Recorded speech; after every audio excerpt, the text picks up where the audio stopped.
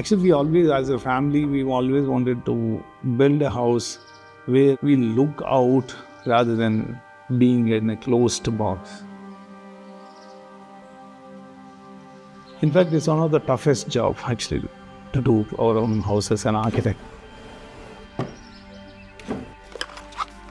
When we bought this site, that's when the COVID thing was going on. And then we realized the importance of individual spaces.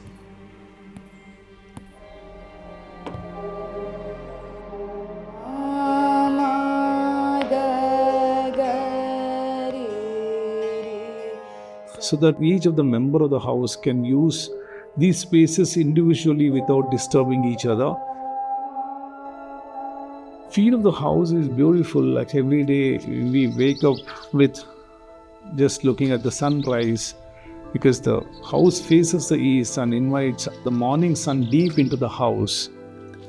You wake up every day fully charged.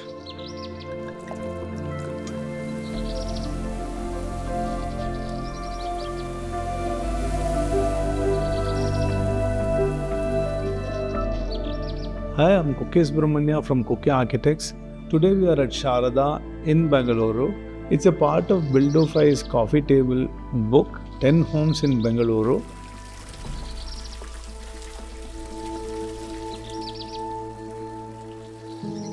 We got a plot just next to my friend's house so that we can almost talk to each other every day. And this particular layout, Classic Orchard, is towards the south of Bangalore. The feel of community is very, very strong here. And we have very silent roads where one can walk. Plot size is very small. It's around 2,250 square feet. And the total built-up area is around 4,000 square feet. After the edge of our site, actually, we have this canopy of trees which is protecting us, covering us, our terraces and things like that. So naturally, we had to design the main door just for this house. In fact, my father worked for railways, and he was in charge of signal and telecommunication department. So when he was retiring, he carried one of the stained glass piece along with him as a memory. Finally, I thought that can be on the main door, because every time when I enter the main door, it means a lot for me, because I remember my father just looking at that. And we pushed all the services into the ground floor. And in the ground floor, actually, we could accommodate a formal living space. The formal living space, we wanted a little larger volume. And I also take some music classes. So for that, I needed space. So we decided to move the entire living space to the first floor so that actually we can accommodate my mother's room and the family space with the formal dining and the kitchen and the terrace to the first floor, so that this becomes our main living area. In this floor, large terrace where basically our living space and also the kitchen faces the terrace, so that this becomes the main activity space. We decided to have a series of concrete pots. So we have planted a lot of green with this existing trees, which forms the elevation. And we get a lot of east light from this side. So the kitchen is flooded with morning light, and also the living is flooded with morning light. Yeah. All 5 of us in our house, we enjoy cooking. So all of us, we enjoy that space like anything. I make coffee, and then me and my mother, actually, we sit and have coffee together and then go on to the daily routine. And having that small dining table in center of the kitchen makes a lot of difference. So all these small things make it a home. And we have a small dining table kept over there so that, we sit there and eat every day. It binds all of us very well. It's family space with a puja room over there.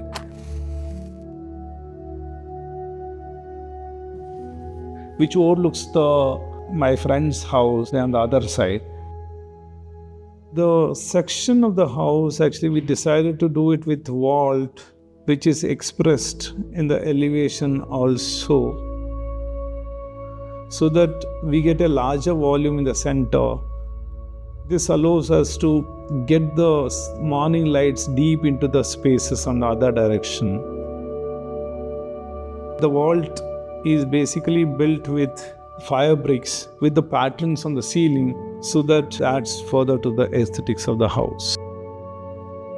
We didn't want any new material to come in, actually. It's like we have used brick plastered walls, and of course the granite and the mandana stone, which is beautifully laid in this house with some Rajasthani craftsmen. And that's the lift and the staircase, as I mentioned earlier.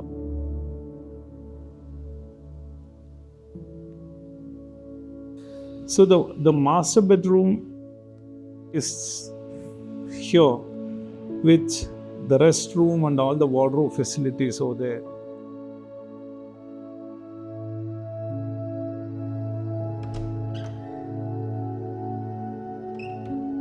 I normally wake up at 4:45 and then do a little bit of yoga, and as the sun rises, actually I personally go on wardrobe myself.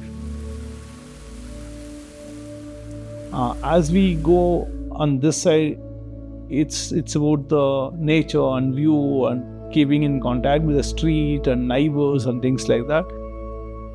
And this is one of the son's room with the restroom and the wardrobe space here, so that both the bedrooms has the contact of the terrace. And the floor next to that, room for another son, and with a large library and a terrace here. It's also designed in such a way that each of them have their own space here while still being in the same room together. One such place would be Sir's work desk, where he enjoys drafting, sketching, painting, and it also becomes his main place for his creative thoughts to run. And the main part of this place would be where the stationery is stored, where each of the drawers are made in such a way that they're crafted for what they need to be placed for. The hidden racks for the library is made in such a way that it creates like a blend from the wall.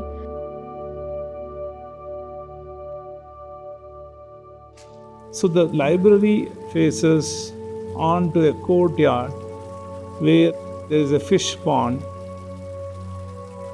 This barrier just is a visual barrier so that none of them are affected by what's going on outside, but they're all still connected to the garden and the pond. See, basically, we use this strategy in most of our houses. We just push the skylight towards the west so that it acts like a chimney. It gets heated up by itself. It just sucks the air, and then we have the ventilators on top, so that the hot air is pulled out by itself, so that the cool air enters from the other side. It's a very passive ventilation.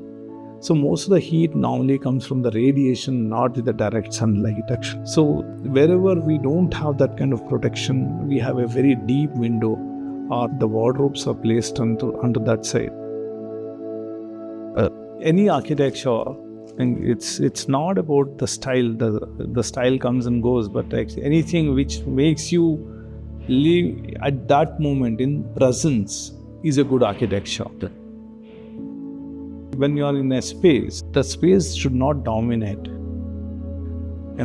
You should become the part of space.